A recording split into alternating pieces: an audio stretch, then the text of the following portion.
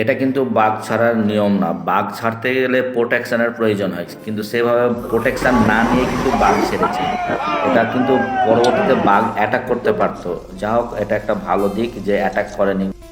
যখন বাঘ চলে যাচ্ছিল, সে যদি চাইতো ফিরে কিন্তু অ্যাটাক করতে পারতো। তো যেহেতু বাঘ ফিরে অ্যাটাক করেনি, সে শান্ত মনে কিন্তু চলে গেছে। যেহেতু ভরপেট ছিল, পাশাপাশি ট্রিটমেন্ট ছিল, সে হিসাবে কিন্তু সে বাঘ কিন্তু নিজের দিকে এগিয়ে গেছে জঙ্গলে, সে গভীর জঙ্গলে চলে গেছে। যেটা নিয়ম যে বাঘকে জলের মধ্যে ছাড়া দরকার। যে বোট যাবে বা নৌকো যাবে, সে নৌকোতে করে নিয়ে গিয়ে মাঝ নদীতে বা সাগরে ছেড়ে দেওয়া হবে। সেখান থেকে সাঁতার কেটে বাঘ জঙ্গলের দিকে রওনা দেবে। কিন্তু একেবারে ঘাটে একেবারে কিনারায় নিয়ে এসে ছাড়ছে, সে সময় ছেড়েছিল, সে সময় যদি বাঘ চাইতো তাহলে কিন্তু রিটার্ন অ্যাটাক করতে পারতো।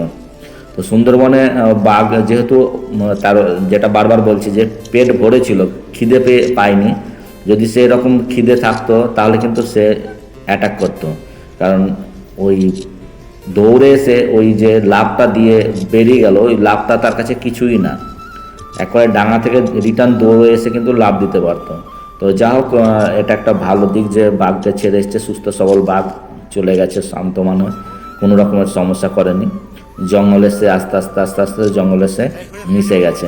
কিন্তু যদি পুনরায় অ্যাটাক করতে চাইতো তাহলে কিন্তু আমাদের যে সমস্ত বনকর্মীরা ছিল তাদের কিন্তু বাঁচানো যেত না। তো যা হোক, ভালো দিক। তো দেখতে থাকবেন আমার ভিডিও।